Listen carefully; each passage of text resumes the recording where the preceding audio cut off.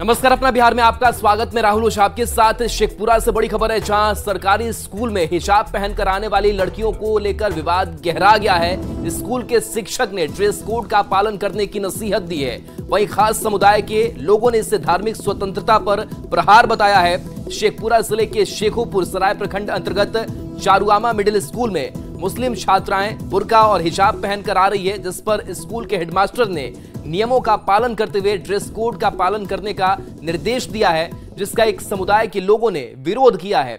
Do पूरे मामले की जांच करने के लिए स्कूल पहुंच गए हैं। बता दें कि हिजाब को लेकर देश के कई राज्यों में सवाल उछले हैं।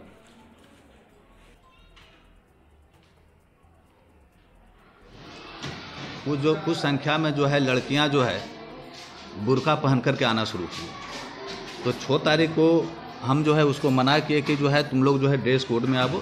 सरकार का जो आदेश है, सरकार जो है ड्रेस के लिए पैसा देती है, इसके अलावा कोई भी जो ड्रेस मान्य नहीं हो। उसके बाद 10 से 15 आदमी के बीच में ग्रामीण आए और हम पर दबाव बनाने लगे। हम उनको स्पष्ट बोले कि ठीक है, हम जो है डीओ से, जो जिला शिक्षा पदाधिकारी से हम इस पर दिशा निर्देश मांग लेते हैं, वह जो कहेंगे हम मानेंगे। मना तो मैम सुबह मैम भी की थी कि नहीं पहन के अलाउड नहीं है स्कूल में नकाब, और सर भी, हेड सर भी मना किए, बहुत बार मना किए। उनके बाद फिर वो भी बोले कि कोई नहीं आएगा पहन कर नकाब पे। क्यों मना किए?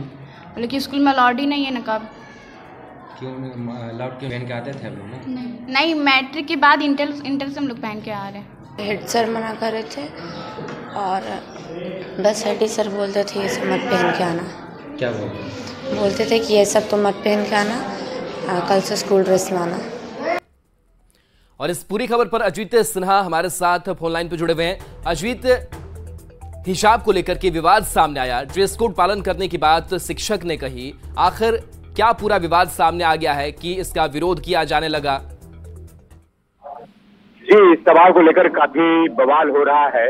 एक तरफ जहां एक संप्रदाय के लोग इसे धार्मिक आस्थाओं पर कुठाराघात मान रहे हैं, वहीं शिक्षक का मानना है कि सरकार का जो निर्देश है उसका पालन किया जा रहा है। हालांकि डीएम के निर्देश पर शिक्षा विभाग के अधिकारी पहुंचे हुए हैं मिडिल स्कूल में, और उसकी पूरी पहलुओं की जांच की जा रही है। जी, डीओ जांच करने के लिए पहुंचे हैं, उनको लेकर के क्या बातें निकल करके सामने आई है, क्या कार्रवाई की बात कह रहे हैं? क्योंकि लगातार समुदाय विशेष द्वारा दबाव भी बनाया जा रहा है शिक्षक पर।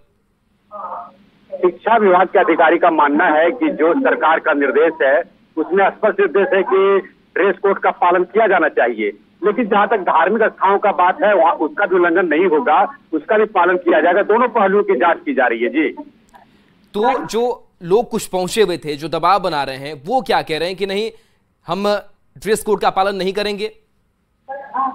क्योंकि कुछ मुस्लिम समुदाय के लोग विद्यालय पहुंचे हैं, जब मीडिया की टीम वहां पहुंची तो उनको जानकारी मिली, उन लोगों ने गहरी आपत्ति जाहिर किया है और हेड मास्टर को हटाने की बात कर रहे हैं, उस पर कार्रवाई की डिमांड कर रहे हैं। लगातार ये बात कर रहे हैं कि इन लोगों का लगातार पिछले कई दिनों से लड़कियों के साथ ये ड्रेस कोड को सवाल को लेकर के बराबर प्रताड़ित किया जा रहा था। किसी भी स्थिति में ये बुर्का अथवा हिजाब पहनकर नहीं आने की बात कही जा रही थी। जी, तो इस समुदाय के लोग क्या कह रहे हैं? अगर ड्रेस कोड का पालन करने के लिए शिक्षक कह रहे हैं तो क्या दिक्कत आ रही है? दिक्कत ये आ रही है कि सबका अपना स्वतंत्रता होना चाहिए, हमारी धार्मिक आस्थाओं को चोट नहीं पहुंचाया जाना चाहिए। ड्रेस कोड का भी पालन का हम विरोध नहीं करते हैं। वैसा ही ड्रेस कोड का जब नियम है, सारे बच्चे उसी ड्रेस कोड में आते हैं, तो आना चाहिए था। बिल्कुल बिल्कुल, यही शिक्षक का भी यही कहना है कि क्योंकि सरकार का निर्देश था, उसका पालन के लिए कहा गया। किसी धार्मिक स्थान को चोट पहुंचाने की बात नहीं कही गई है, लेकिन उसके बावजूद भी अगर इस तरह का रंग दिया जा रहा है तो बिल्कुल ये अधिकारी सारे मुद्दों को देख रहे हैं। अब अधिकारी से बात करने के बाद स्थिति स्पष्ट हो पाएगी कि किस मुद्दे पर जांच कर ये कार्रवाई की बात कर रहे हैं अथवा इस बात को कहां तक ले जाना चाह रहे हैं। तो क्या ये लग रहा है कि ड्रेस कोड का पालन एक भी बच्चे नहीं कर रहे हैं? सारे जो बच्चे हैं वो बुर्के हिजाब में ही आ रहे हैं? बिल्कुल बिल्कुल, सत्ता यही बात है कि ड्रेस कोड का पालन विद्यालय में नहीं हो पा रहा है, और चूंकि मुस्लिम बहुलता यह गांव है और लगभग लड़कियां जो है वो हिजाब और बुर्का में आती हैं, जिसका हेड मास्टर ने आपत्ति जाहिर किया और कहा कि ड्रेस कोड का पालन करना निहायत जरूरी है, सरकार का निर्देश भी है, जिस पर लड़कियों का भी आपत्ति है और इसके जो गार्जियन है उन लोगों ने आपत्ति भी जाहिर किया है। जी अजीत, क्या ऐसा नहीं लग रहा है कि इंटेंशनली या जो समुदाय विशेष से वो चाह रहा है कि हम ड्रेस कोड का पालन करेंगे ही नहीं, हम हिजाब ही पहन कर जाएंगे, हम बुर्का ही पहन कर जाएंगे? क्योंकि एक भी जो कुछ जो विजुअल सामने आए हैं, इसमें एक भी जो छात्राएं हैं वो दूसरी ड्रेस कोड में, जो स्कूल का ड्रेस कोड है उसमें वो नजर नहीं आ रही हैं। ड्रेस कोड का हालांकि सख्ती से पालन किया जाना चाहिए, लेकिन कई विद्यालयों में ऐसा देखा जा रहा है कि ड्रेस कोड का पालन नहीं हो रहा है।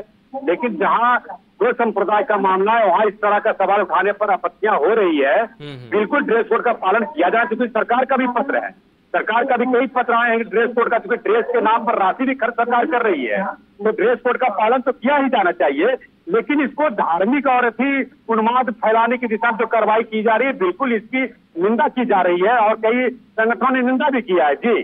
जी, तो जो संगठन निंदा कर रहे हैं वो क्या कह रहे हैं कि क्या ये सही है? नहीं, जो संगठन है वो निंदा कर रहे हैं। उनका कहना है कि शैक्षणिक संस्थानों में कोई धार्मिक आड़ में किसी उन्माद फैलाने की जरूरत नहीं है, क्योंकि सरकार का जो डायरेक्शन है उसको पालन करने की बात है, उसका पालन किया जाने की बात हेडमास्टर ने कहा है। कोई धार्मिक आस्थाओं को चोट पहुंचाने की बात नहीं कही गई है, इस तरह की बातें आ रही है। जी, चलिए, शुक्रिया अजीत इस जानकारी के लिए, इस अपडेट के लिए आपका। और इस बीच सियासत से जुड़ी बड़ी खबर है, जहां शराबबंदी को लेकर जीतन राम मांझी का बड़ा बयान सामने आया है। बिहार में शराबबंदी खत्म करने की बात उन्होंने कही है। हमारी सरकार बनी तो शराबबंदी खत्म होगी, ये जीतन राम मांझी ने कहा है। इससे पहले भी शराबबंदी को लेकर के जब नीतीश कुमार के साथ भी थे, तभी वो बयान लगातार देते रहते थे, सुर्खियों में रहते थे। और एक बार फिर से उन्होंने बयान दिया है कि शराब की बिक्री पर रोक को खत्म करेंगे। उनकी सरकार बनी तो सीएम नीतीश पर मांझी ने बड़ा हमला बोला है। उन्होंने कहा है कि 100 चूहा खाकर बिल्ली हज जाने वाली बात नीतीश कर रहे हैं। पहले गांव-गांव शराब बिकवाने का काम नीतीश ने शुरू कराया, अब नीतीश समीक्षा कर जुर्माना लेकर छोड़ने की बात कर रहे हैं। आज जेल में सबसे ज्यादा दलित हैं। क्या कुछ कहा है जीतन राम मांझी ने, आपको सुनाएंगे। 100 चूहा खा के बिल्ली चली हज को। 2005 में और 2010 में गांव-गांव में इन्होंने दारू बेचने का लाइसेंस दिलाया था, सब कोई पी रहा था, आज भी पी रहा है। अब इनको कैसे तो एहसास हुआ तो उसको बंद कराना चाहते हैं।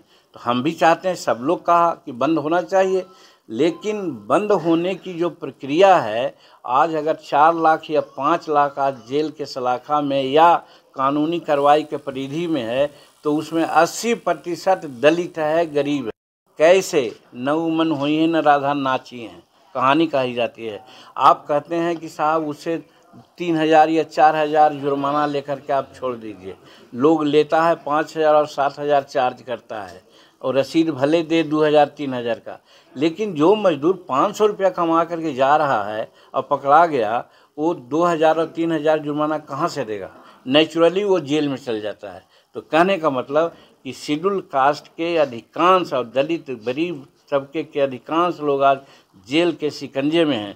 इसलिए हम कहना चाहते हैं कि आप अपना जो मद्य निषेध वाला जो ये है, दोषपूर्ण आपका है, आप ठीक से उसको नहीं किए हैं, उसको वापस लीजिए।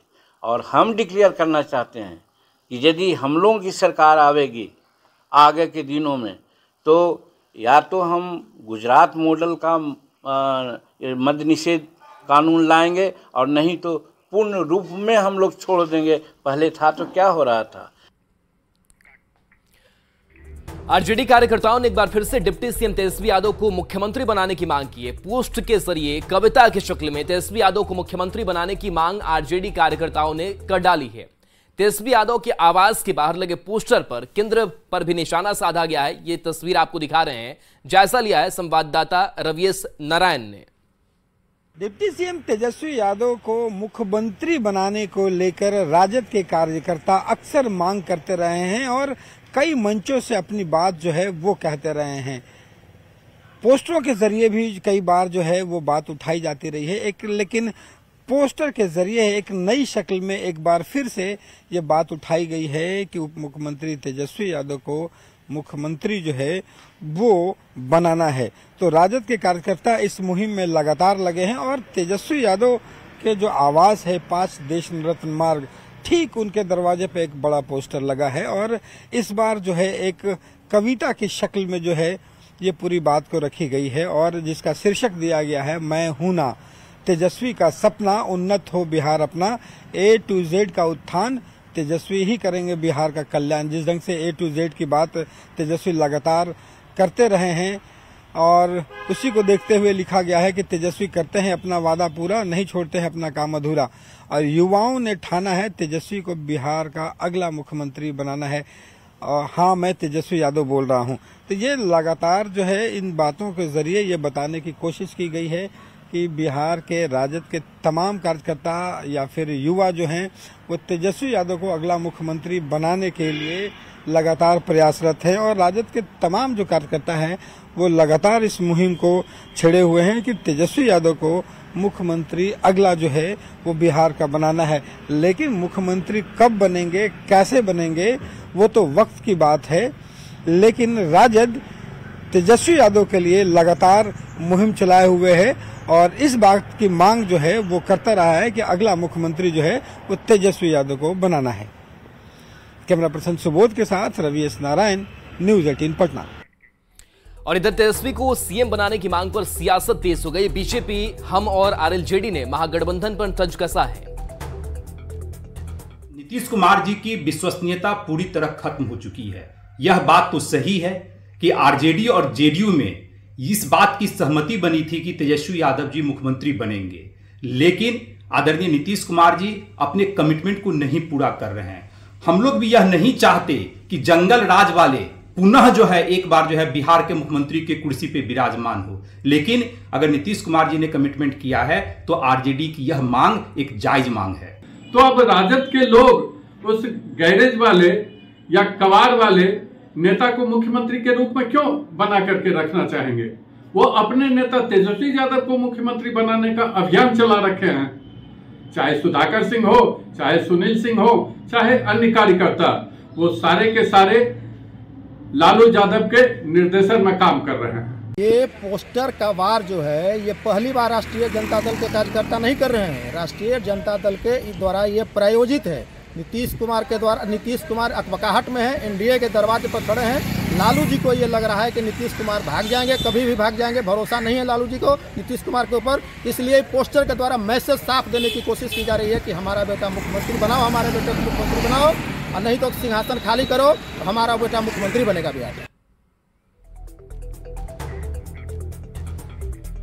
शिक्षकों की भर्ती करके अपनी वाहवाही लूटने में लगे सीएम नीतीश कुमार और डिप्टी सीएम तेजस्वी यादव की प्रशांत किशोर ने पोल खोल दी है। प्रशांत किशोर ने कहा कि सरकारी नौकरी में पूरे बिहार के 1.57% लोग ही हैं। चपरासी से लेकर चीफ सेक्रेटरी तक को भी अगर आप जोड़ देंगे तो 2% से भी कम लोग सरकारी नौकरियों में हैं। दरभंगा के कमतौल में पत्रकारों से बातचीत में प्रशांत किशोर ने कहा कि 2005 से 2010 में यही तंत्र था, यही अफसर थे और इन्हीं की वजह से कई क्षेत्रों में सुधार दिखा। अब वो सुधार नहीं दिख रहा है, बदहाली दिख रही है। ऐसा इसलिए हो रहा है क्योंकि नीतीश कुमार की अपनी प्राथमिकता बदल गई है। पहले वो बिहार को सुधारने में लगे थे और अब वह कुर्सी बचाने में लगे हुए। जो सिस्टम है पूरा, जिसको आप तंत्र कहते हैं, सिस्टम कहते हैं, सरकारी नौकरियों में कुल बिहार के 1.57% लोग ही हैं। सिर्फ 1.57% लोग ही, 2% से कम लोग ही, चपरासी से लेकर चीफ सेक्रेटरी तक सबको अगर आप जोड़ दीजिएगा तो 2% से कम लोग सरकारी नौकरियों में हैं। तो पूरी जो व्यवस्था है वो सिर्फ 2% सरकारी नौकरी करने वाले लोगों की वजह से नहीं है। दिक्कत यह है कि जो जनप्रतिनिधि हैं, लोकतंत्र में मालिक वो है जिसको आप चुन कर बैठाते हैं। अफसर क्या करेगा? अफसर तो वैसे काम करता है जैसे काम कराना वाले लोग चाहते हैं। यही नीतीश कुमार हैं। 2005 से 2010 में यही तंत्र था, यही अफसर था। आपको कई क्षेत्रों में सुधार दिखा है, आज वो सुधार आपको नहीं दिख रहा है, बदहाली दिख रही है। इसलिए कि नीतीश कुमार की अपनी प्राथमिकता बदल गई है। उस समय वो बिहार को सुधारने में लगे हुए थे, आज अपनी कुर्सी बचाने में लगे हुए हैं। वो अफसर अब पूंजीपति क्या करेगा? बीजेपी के राष्ट्रीय महामंत्री राधा मोहन दास अग्रवाल पटना पहुंचे। पटना एयरपोर्ट पर बीजेपी कार्यकर्ताओं ने भव्य स्वागत किया। राधा मोहन दास ने दावा किया है कि बीजेपी 3 राज्य में सरकार बना रही है। राजस्थान, छत्तीसगढ़ और मध्य प्रदेश में बीजेपी की सरकार बनने का दावा किया, जबकि तेलंगाना में चौंकाने वाले फैसले होने की बात कही। वहीं बीजेपी महामंत्री ने यह भी कहा कि बिहार के चुनाव में कुछ बचा नहीं है, सभी सीटों पर बीजेपी की विजय होगी। हमारे जो चयनित जनप्रतिनिधि हैं वो पहले से बहुत अच्छे होते हैं, बिना अच्छे होने हम उनको टिकट भी नहीं देते, लेकिन हम उन्हें और भी अच्छा काम करना चाहते हैं, जनता के बीच में उनका हैसियत और बने और इज्जत बने, इसलिए हम उनको काम की और बेहतर पद्धति और संगठन से और बेहतर संपर्क, यही सब बातचीत करने के लिए आते हैं। और चुनाव तक जा रहा तो बिहार के चुनाव में कुछ है ही नहीं, लगना क्या है। करीब करीब सारी सीटें भारतीय जनता पार्टी की हैं, एक सीट भी इधर उधर नहीं होने वाली है।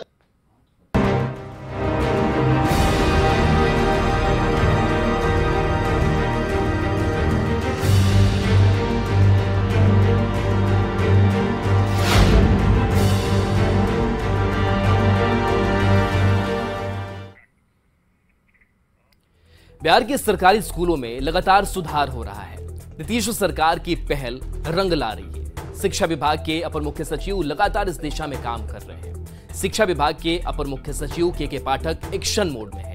नीतीश सरकार अब स्कूलों में सुधार पर काम कर रही है। टीचर टाइम से स्कूल आ रहे हैं। शिक्षकों के अनुशासन पर सरकार काम कर रही है। राज्य में शिक्षकों की बहाली हो रही है। कमजोर बच्चों के लिए दक्ष क्लास शुरू हो गया है। स्कूलों में विशेष कक्षाएं चल रही है। नए टाइम टेबल का शिक्षक पालन कर रहे हैं। शिक्षक स्कूलों में सुबह 9 बजे से 5 बजे शाम तक समय दे रहे हैं। बच्चों की हाजिरी भी 50% अनिवार्य कर दी गई है। हाजिरी कम होने पर हेडमास्टर पर कार्रवाई की बात कही गई है। के पाठक अपने काम करने के तरीके से चर्चा में रहते हैं। के पाठक अचानक जिले के किसी भी स्कूल में निरीक्षण करने पहुंच जाते हैं। स्कूल से गायब रहने वाले शिक्षकों पर शिकंजा कस गया है। नई नियुक्ति पाने वाले शिक्षकों को पहले कुछ साल गांव में पढ़ाना होगा। पढ़ाई में कमजोर बच्चों के लिए दक्ष अभियान चलाया जा रहा है। स्कूलों में साफ सफाई को लेकर भी सरकार सख्त है। स्कूलों के इंफ्रास्ट्रक्चर पर भी जोर है। ये रहना हमेशा यही है, आप भी कहीं नहीं जा रहे हैं। तो शिक्षा विभाग के अपर मुख्य सचिव के पाठक मुंगेर पहुंचे। के पाठक ने आज जिला शिक्षा एवं प्रशिक्षण संस्थान डाइट में नवनियुक्त शिक्षकों से मुलाकात की। के पाठक ने कहा कि नवनियुक्त शिक्षकों को समय पर वेतन मिलेगा। 7 दिसंबर से पहले ही उनके खाते में वेतन चला जाएगा। साथ ही के पाठक ने कहा कि हर हाल में 10वीं कक्षा के बाद स्कूल में ड्रॉप आउट को रोकना है। उन्होंने सभी शिक्षकों से समय पर स्कूल आने को कहा और हर दिन 6 कक्षाएं लेना अनिवार्य बताया है। के पाठक ने शिक्षकों से हौसला बुलंद कर बच्चों के भविष्य को बेहतर बनाने की बात कही। 6 महीने में एक बार शिक्षकों का रिफ्रेशर कोर्स भी होगा।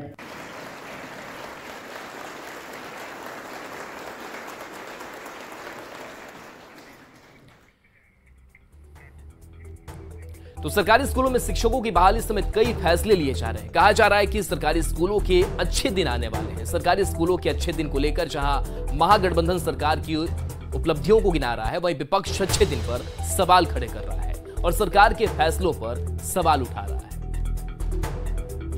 व्यवस्था बेहतर हो, बिहार में गुणवत्तापूर्ण शिक्षक और गुणवत्तापूर्ण शिक्षा हो, और इस दिशा में हम लगातार प्रयास कर रहे हैं, लगातार कार्य कर रहे हैं और उसका कहीं ना कहीं परिणाम भी देखने को मिल रहा है। शिक्षक समय पे स्कूल आ रहे हैं, बच्चे बेहतर ढंग से स्कूलों में आकर के शिक्षा ग्रहण कर रहे हैं। बिहार के स्कूलों के अच्छे दिन आ चुके हैं, चूँकि सरकार, शिक्षा विभाग और शिक्षक ने ठाना है कि बिहार के स्कूलों को स्मार्ट करना है, बिहार के बच्चों को स्मार्ट करना है, अच्छी शिक्षा देना है। बिहार की सरकार और शिक्षा विभाग की प्राथमिकता में शामिल है कैसे बिहार के विद्यार्थियों को गुणवत्तापूर्ण शिक्षा मिल सके। इसके लिए लगातार सकारात्मक दिशा में प्रयास किए जा रहे हैं। चाहे इंफ्रास्ट्रक्चर डेवलपमेंट की बात हो, शिक्षकों की बहाली की बात हो, नियमित रूप से विद्यार्थी स्कूलों में आ सके, शिक्षकों की उपस्थिति हो। शिक्षा में सुधार के नाम पे शुरुआत से ही इस महागठबंधन की सरकार की नीयत में भ्रष्टाचार और घोटाला है। सबसे पहले तो शिक्षक भर्ती में घोटाला हुआ।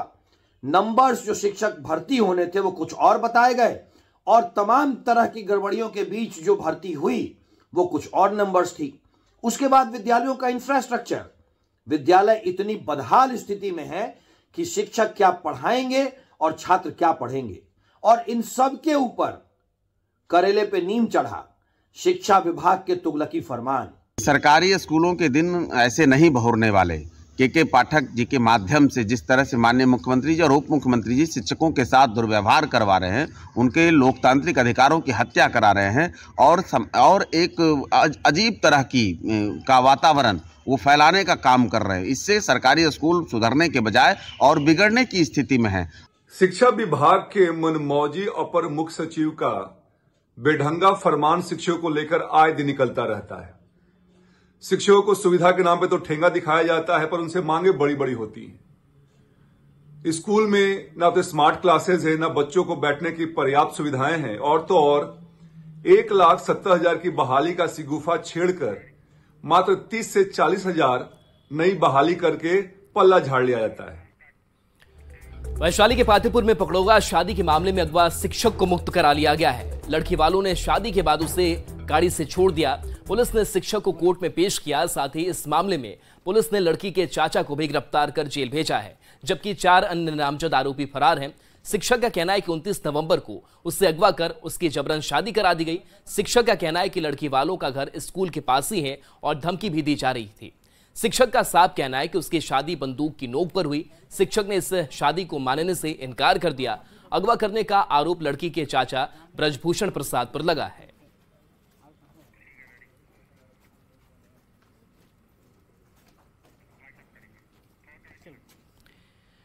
तो अगवा शिक्षक गौतम अब मुक्त कर दिए गए हैं। बीपीएससी के जरिए शिक्षक में इनकी बहाली हुई और बताया जा रहा है कि जो लड़की का घर था, जिस स्कूल में पढ़ाते थे, उसके नजदीक ही था। अगवा कर शादी करा दी गई, विरोध किया और अब आखिरकार जब दबाव बढ़ा तो इनको अब मुक्त कर दिया गया है। और चलिए न्यूज़ 18 बिहार झारखंड पर खबरें आपके लिए लगातार जारी हैं।